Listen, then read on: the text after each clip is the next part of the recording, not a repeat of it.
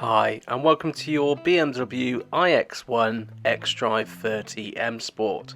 To get the best experience from your new electric vehicle, here's a short 5-step guide to get you on your way. Your BMW iX1 xDrive 30 comes with a real-world range of 240 miles, a battery size of 65 kWh and a maximum charging speed of 130 kilowatts. If storage is important to you, the BMW iX1 comes with a boot size of 490 litres and with the rear seats flat, 1,495 litres. Every electric car is different and there's no exception with the BMW iX1. Let's get you round the basics and on the road. Accessing your BMW iX1 is effortless. You can access it either remotely or keyless entry. As long as the key is on your person, you can open your doors just by lifting the handle. But if that's not for you, you can always use the buttons on the remote key fob to lock and unlock the vehicle. In the cabin, it will feel very familiar. Before we get on to step 2, let's get you comfy in the cabin first. To adjust your driver's seat, you can use the lever at the front to move the seat forward and backwards. The large lever on the side allows you to move the seat up and down, and the lever behind that will allow you to adjust the back support.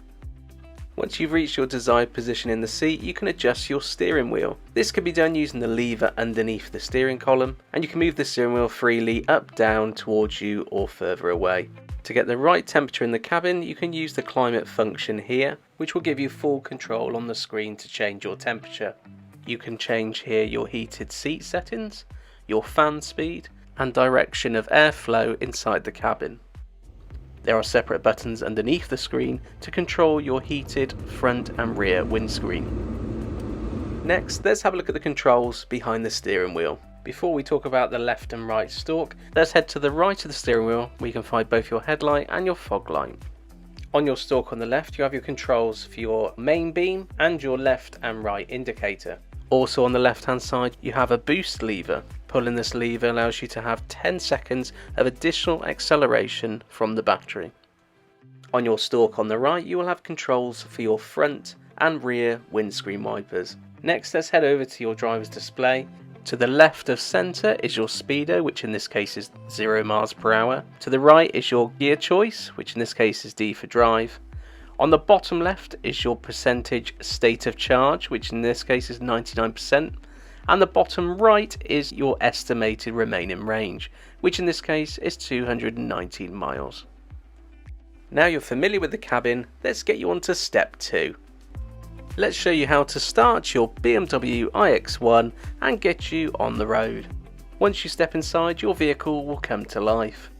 To start the vehicle, you'll need to press the start button at the tip of the center console. You're now ready to drive your car, so let's head over to step 3. Your BMW iX1 has an automatic transmission. So let's show you how to get into gear and get you on your way. Your gear selector is conveniently located behind the start-stop button. But before we can change gear, you'll need to place your foot on the brake pedal first. To move into drive, you pull the lever towards you once, twice to select B, which is for one pedal driving, up once for neutral, and twice to move into reverse. Behind the gear selector is your parking brake. Selecting the reverse gear will automatically activate your rear camera. Whilst driving the car, you may wish to use the cruise control function. This can be activated by hitting the timer button on the left pad.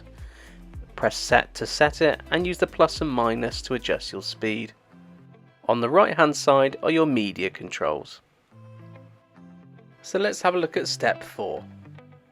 We live a very connected lifestyle and we can do that in the car as well. So let's have a look at the BMW iX1's multimedia system. First, let's get your smartphone connected to the car. On the infotainment screen, please select the tile called telephone. Please make sure on your mobile device you have Bluetooth switched on. Once you become discoverable, please click either on your phone or your device on the car screen to bind your smartphone with the car. Before you pair, please make sure both codes on both screens match. You may also be asked to sync your contacts and your favourites. You are now synced with the car and you can play both audio and also use Apple CarPlay or Android Auto through the vehicle. Your BMW iX1 also has a built-in satellite navigation. You can activate this via the tile on the home screen.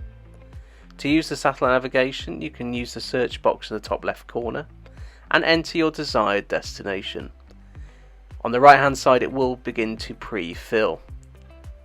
Select your desired location and then you can navigate to that destination. It will also tell you on screen how many miles, how long the journey will take, and how much battery percentage you're estimated to have at the end of the journey. If your proposed journey exceeds the amount of battery you have remaining in the vehicle, the car will automatically look for chargers en route. If you touch the tile to start your route guidance, it will show you on screen where that designated stop is and what the current state of charge will be at the arrival. At any time you can search for a nearby charger. You can do this by hitting the charger icon on the map screen. The car will list all the chargers by distance and their charging speed. To select one of these as your destination, just click on one of the options and the car will begin to navigate. On the subject of chargers, you can also charge your devices including smartphones in the vehicle with the many USB-C sockets and also the wireless charging pad in the front of the vehicle. And that completes step 4, and that ties us nicely into the final step, which is how to charge your car. Let's review the 3 different ways we can charge your BMW iX1. The charge port is conveniently located at the rear end of the driver's side of the car. To open the charge port, make sure the car is unlocked and push firmly on the door. It should spring open, revealing 2 sockets, AC and DC. The top half is for your AC charging and the top and both the bottom half is for your DC ultra fast charging. So let's look at the 3 different ways you can charge your BMW iX1. The first is a domestic 3-pin Type 2 connector. This is the slowest option and will charge up to 2.5 kilowatts. This charging cable doesn't come with your subscription, but you can add it for a small charge.